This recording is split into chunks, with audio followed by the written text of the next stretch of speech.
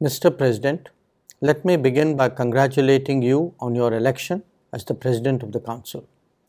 I assure you of my delegation's full support and cooperation to you, the Office of the High Commissioner, and all mechanisms of the Council.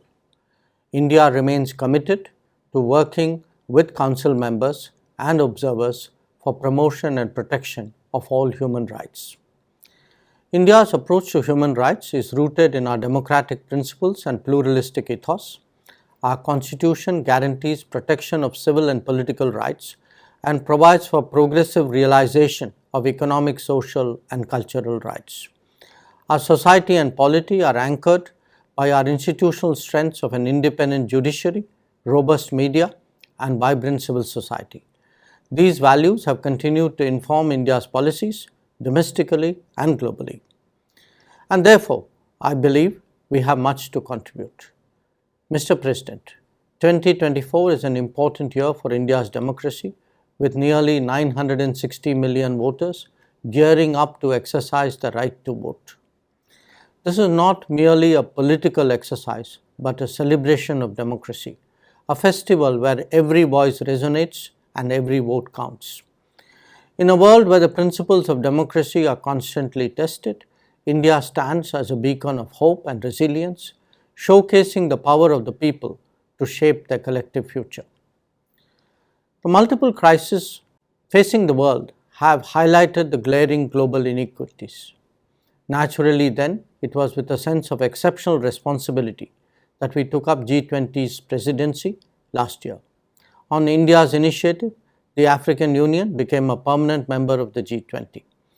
The G20 New Delhi Leaders' Declaration put forth solutions on a range of domains such as digital public infrastructure, climate action, reforming international financial institutions, women-led development, education, AI, to name a few.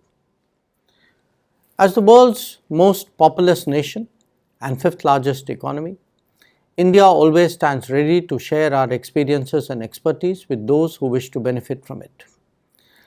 Our development cooperation, which spans the globe, is guided by the priorities of our partners, creates local capacities, and adheres to fiscal responsibility and transparency.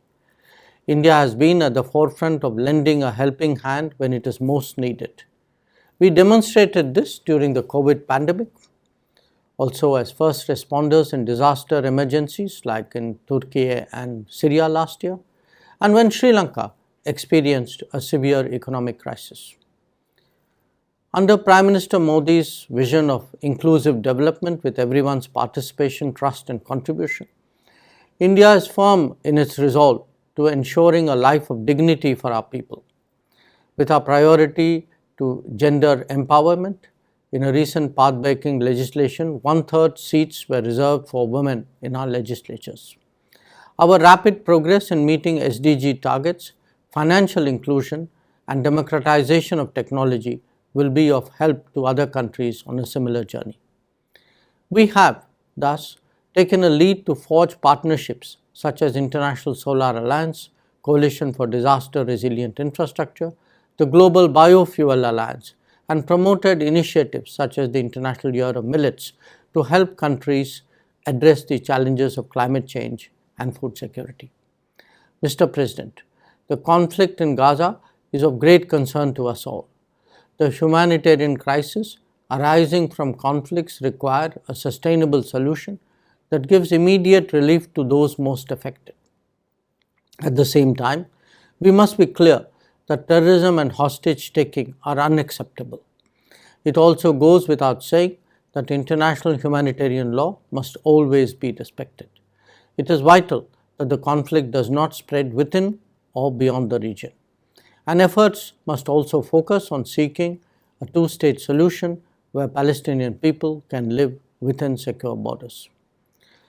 Let me recall what Indian civilizational thought has always emphasized, Mr. President, that the world shares one earth, we are one family, and we have one future.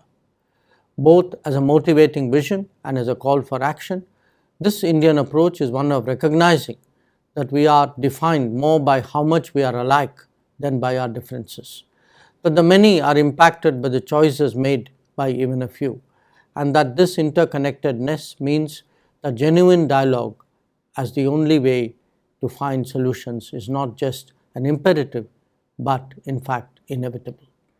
It is therefore in our collective interest and responsibility to work together in the UN and outside to find lasting solutions to geopolitical challenges.